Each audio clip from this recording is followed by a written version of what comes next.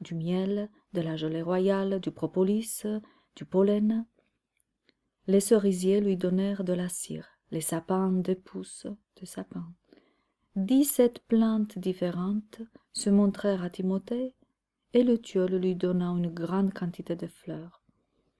Il mit tout ça dans une grande marmite qui se trouvait dans son royaume, et passa plus d'une demi-journée pour élaborer cette potion très spéciale. La reine des abeilles accompagnait Timothée tout au long de la préparation. Elle lui apprit et lui fit répéter une multitude de formules magiques. Notre jeune ami avait l'air très amusant, penché au-dessus de son chaudron à réciter des formules magiques. Il prenait son rôle au sérieux. Marjolaine et Charles le regardaient avec beaucoup de fierté et d'amour derrière le rideau de l'entrée. Les 4 chiots blancs accompagnaient Timothée pas à pas. Ils étaient autour du chaudron à une distance bien précise, à renifler et bouger la tête en même temps et de la même manière, comme s'ils étaient téléguidés. C'était un rituel que eux 4 seulement connaissaient. Cette scène était vraiment touchante.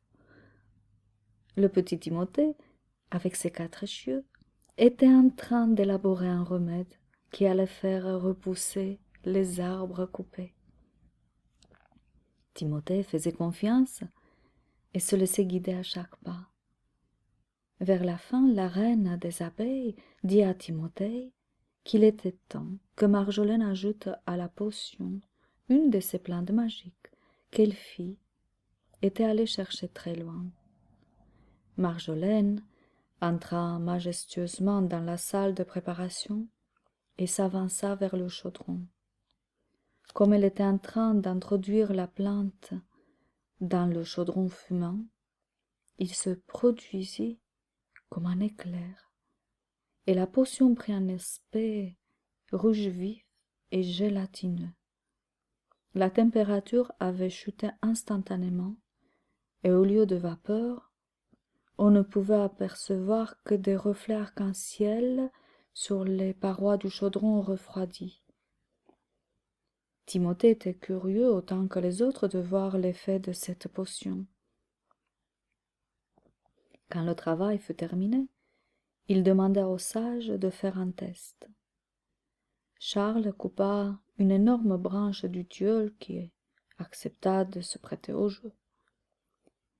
Timothée mit une goutte sur la blessure fraîche. Même pas une minute plus tard, la branche se mit à pousser, et au bout de 3 heures, elle était complètement régénérée. « C'est fantastique !» s'exclamèrent-ils tous en chœur. « Maintenant, comment allons-nous procéder ?» demanda Marjolaine au sage. « Il me semble que le plus sage serait de demander à Elphie de faire venir ici la partie blessée de la forêt, et cela tronçon par tronçon. » Elphie imagina qu'une petite parcelle de la forêt blessée se trouvait devant ses yeux. Rien ne se passa.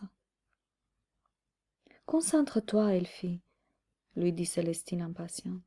« Tu as très bien réussi hier après-midi. » Elphie réessaya.